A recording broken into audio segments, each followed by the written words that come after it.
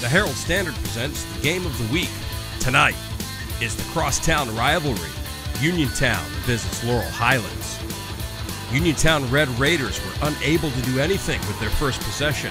It's 3rd and 7. Incomplete pass intended for Anthony Brown.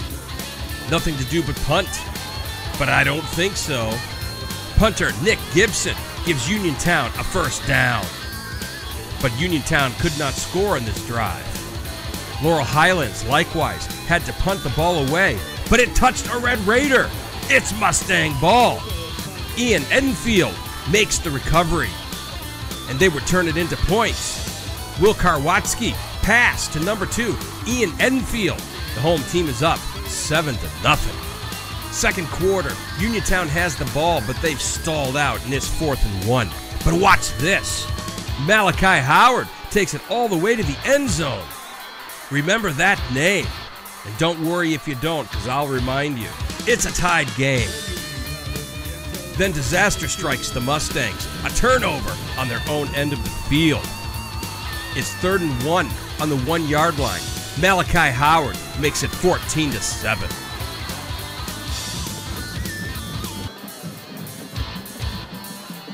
LH grinds it out on the ground with a little moral support from the sidelines. This long pass is just what they need, but tragedy strikes again. Uniontown has taken the ball. Next possession, the Mustangs showing some newfound spunk. Will Karwatsky runs it inside the 20, but the half runs out with no more points on the board. In the 3rd, kicker Cameron Lizza would give the Mustangs 3, narrowing the gap to 4. But Uniontown would quickly take it back. Brian Harris with the run back.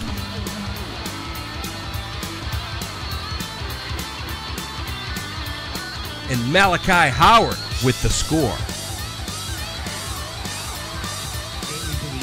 And Malachi had one more trick up his sleeve in the 4th quarter. This epic rivalry ends 27-10. Uniontown.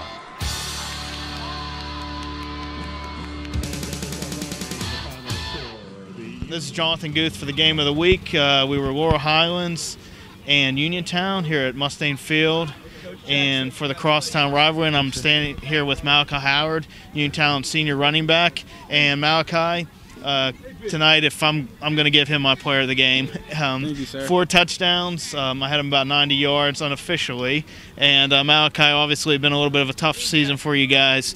Yes, but sir. To come out and beat LH senior year, how great is you feeling right now? I feel real good because last year we came up here and we lost to him. But it feels good this year to get the win. And Coach Toon, if you guys didn't feel like this was a big game, I'm sure he reminded you all week, right? Yes, sir. Definitely was. He told us, he said, Coach was like, they don't have to stress too much how important this game is because this game means a lot. This is a big rivalry game for everybody. They thought they was going to come and beat us, but we just had to play to our capability. If we played to our capability the whole season, sir, we could have gave them a fight. And last question, do you still feel this crosstown rivalry is big? I mean, as a current player, is it still big? Do you still want to beat LH? Yes, sir, I really do. I've been playing them my whole life. Coach always stressing me how big this game would be, and it really was, and it showed tonight. Laurel Highlands, Coach Toon, been a tough year, as I said, with Malachi, but it always feels good to beat LH, right, on any game, year, any game. It's great. That's our rivalry, and it's always, like every year, we can't wait to play them in that there. And this year we came out with a win, and I praise the kids in that there. Very proud of our kids, and kids did a great job.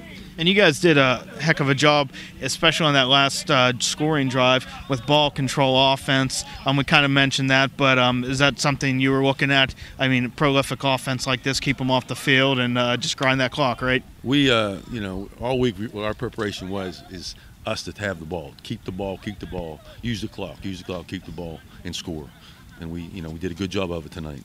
And Malachi, like you said to me last game, I know it's been tough, tough teams, and it's hard to run against teams like TJ and Ringgold, and with no disrespect to Laurel Highlands, but I'm sure it was a great feeling to see him get out and show you what he can do in the open field, right? Oh, I'm very proud of Malachi. Malachi's a good running back, you could see each game in that there, Malachi was getting better, even though we were losing in that there. At times, even the good teams in that there, he just needed a little space to get loose, and he got loose. You understand?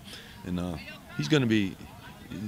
Malachi's going to go to the next level and play football. He's a great kid. He's a good student. He'll do very well. And he also made a heck of a defensive play, stripping one of the Laurel Highlands receivers. And that was a play that, they were driving. They had a big play, and he never gave up on the ball. And I know that's something you always preach, never give up no matter what the situation is, whether it's score, play, what have you.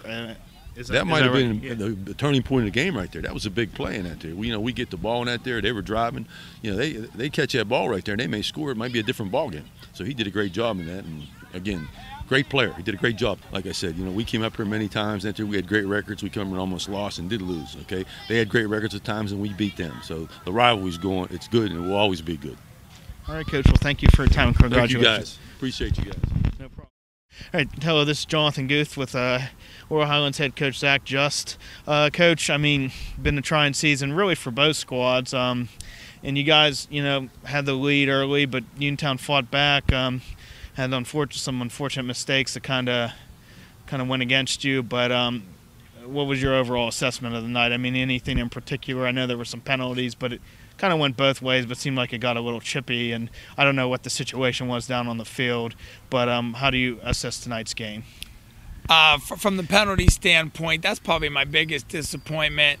We put a lot of pride on and doing things the right way and playing the right way, and I was definitely disappointed. We take a lot of pride in how we play the game, even if we're not winning, and that was very uncharacteristic of us. If anyone's watched us play, we never accumulate that many penalties, and one, we don't like to ever play that way, and two, unfortunately, those penalties cost us big time in this football game. And the one play, not to single out the kid, I never would, but with the receiver getting stripped, it's like you go from the biggest play, and I can't remember exactly what the score was.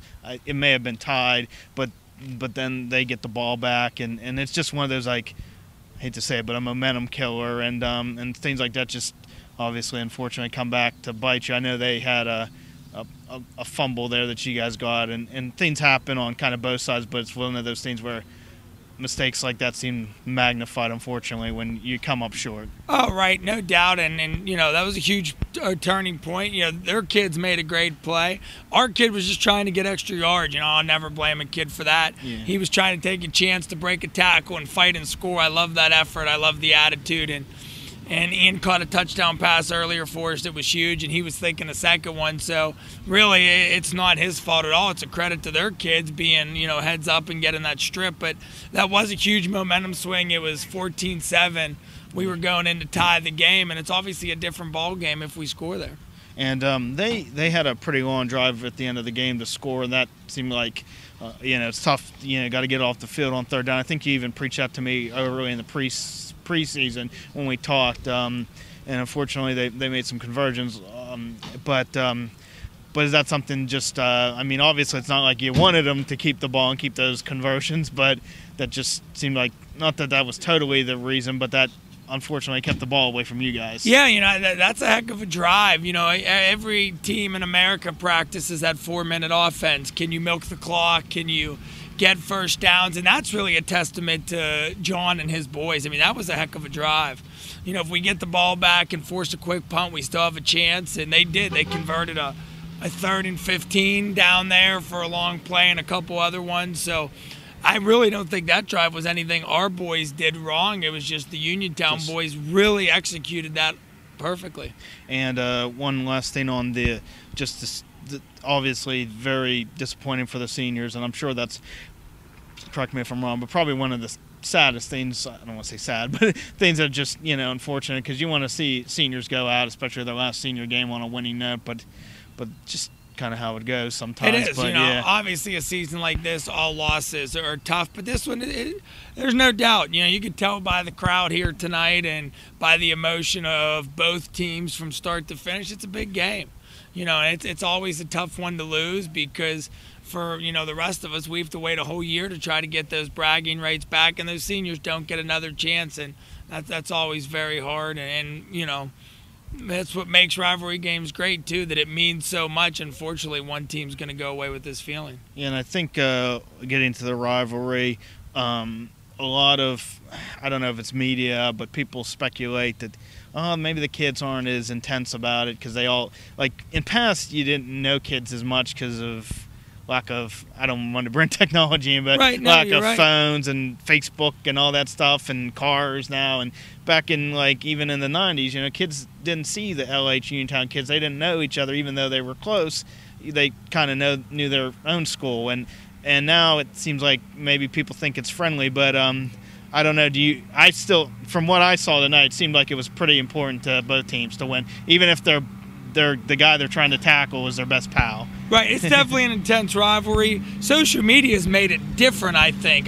Now you know the kids a little more personally, you know, probably more so than 10 or 15 years ago.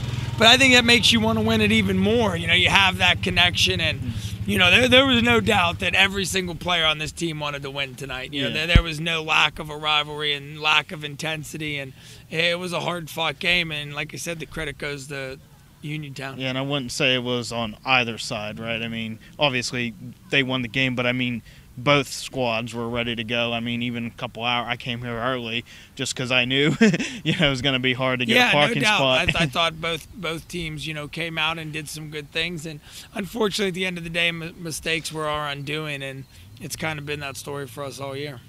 All right, Coach. Well, thanks for your time. Yeah, no doubt. Thanks.